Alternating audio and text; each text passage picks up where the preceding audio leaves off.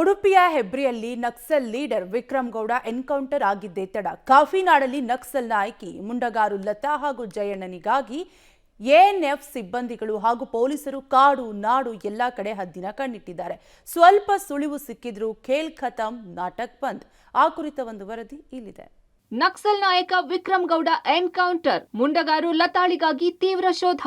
ನೋಡಿ, ಎದೆ ಮೇಲೆ 20 ಕೆಜಿ ಬುಲೆಟ್ ಪ್ರೂಫ್ ಜಾಕೆಟ್, ತಲೆ ಮೇಲೆ 3 ಕೆಜಿ ಹೆಲ್ಮೆಟ್, ಹೆಗಲ ಮೇಲೆ ಲೋಡೆಡ್ ಗನ್.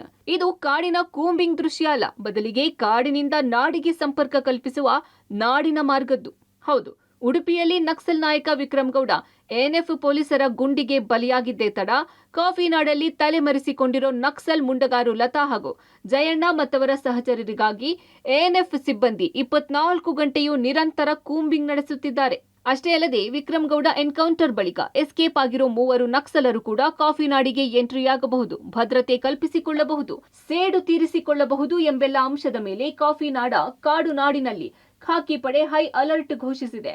ಚಿಕ್ಕಮಗಳೂರು ಜಿಲ್ಲೆಯಲ್ಲಿ 4 ಎಎನ್ಎಫ್ ಕ್ಯಾಂಪ್ಗಳಿದ್ದು, ಕ್ಯಾಂಪ್ಗಳಿಗೂ ಬಿಗಿ ಭದ್ರತೆ ಕಲ್ಪಿಸಲಾಗಿದ್ದು, ಕೆರೆಕಟ್ಟೆ, ಕಿಗ್ಗ, ಜಯಪುರ, ಮೆಣಸಿನಹಾಡಿಯ ಕ್ಯಾಂಪ್ ಹಾಗೂ ಸುತ್ತಮುತ್ತಲೂ ಹೈ ಅಲರ್ಟ್ ಘೋಷಿಸಿದ್ದಾರೆ.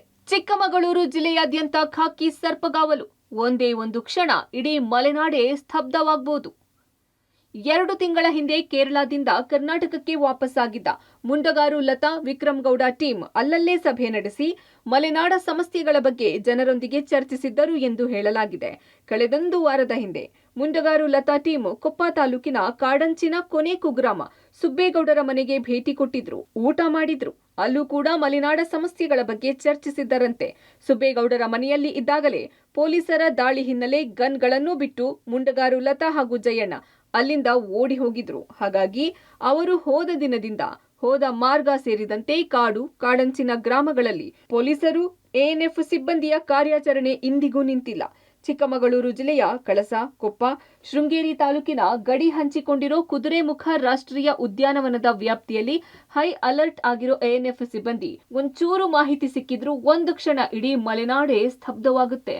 ಒಟ್ಟಾರೆ ಕಾಫಿನಾಡ ನಕ್ಸಲ್ ಇತಿಹಾಸದಲ್ಲಿ 2005ರಿಂದ 2011-12ರವರೆಗೆ ಕರಾಳ ಇತಿಹಾಸವಿದೆ. ಯಾವಾಗ, ಎಲ್ಲಿ, ಹೇಗೆ, ಯಾರ ರಕ್ತ ಚೆಲ್ಲುತ್ತಿತ್ತೋ ಗೊತ್ತಿಲ್ಲ. ಇನ್ನು ಕಾಫಿನಾಡಲ್ಲಿ ಮತ್ತೆ ನಕ್ಸಲ್ ಕರಾಳ ಅಧ್ಯಾಯ ಆರಂಭವಾಗುತ್ತಾ, ಆ ದಿನಗಳು ಮರುಕಳಿಸುತ್ತಾ ಎಂದು ಆತಂಕದಲ್ಲೇ ಬದುಕುವ ಸ್ಥಿತಿ ಮತ್ತೆ ಆರಂಭವಾಗುತ್ತಾ ಎಂಬ ಭೀತಿಯಲ್ಲಿ ಬದುಕುವ ಸ್ಥಿತಿ ನಿರ್ಮಾಣವಾಗಿದೆ. ಪುನೀತ್ ಜೊತೆ ನಾರಾಯಣಗೌಡ, ಪಬ್ಲಿಕ್ ಟಿವಿ, ಚಿಕ್ಕಮಗಳೂರು.